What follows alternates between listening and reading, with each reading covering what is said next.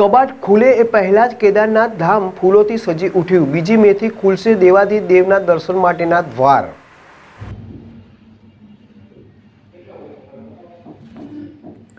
કપાટ ખુલે પહેલા જ કેદારનાથ ધામ ફૂલોથી સજી ઉઠ્યું। 2 મેથી ખુલશે દેવાધિદેવના દર્શન માટેના દ્વાર।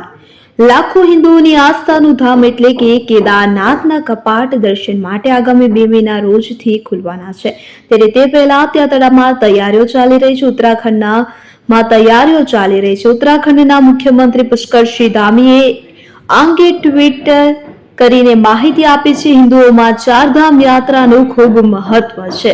ભારતમાં મહાદેવના કુલ 12 જ્યોતિર્લિંગમાંથી એક એટલે કે કેદારનાથ ધામ કે જ્યાં દર વર્ષે લાખો ભક્તો ખૂબ શ્રદ્ધાથી જાય છે। આ વર્ષે પણ ભક્તો બાબાના દર્શનાર્થે આવતા મહિનાની 2 તારીખથી થઈ શકશે। એટલે કે ભક્તોને આવકારવા માટે ઉત્તરાખંડ સરકાર સંપૂર્ણ તૈયાર છે। બાબાના દર્શને લોકો આવે તે પહેલા ધામધૂમથી તૈયારીઓ ચાલી રહી છે। બાબાના મંદિરને ફૂલોથી સુશોભિત કરાઈ રહ્યો છે। આ અંગેનો એક સુંદર વિડીયો ઉત્તરાખંડના સીએમ પુષ્કર ધામીએ શેર કર્યો છે।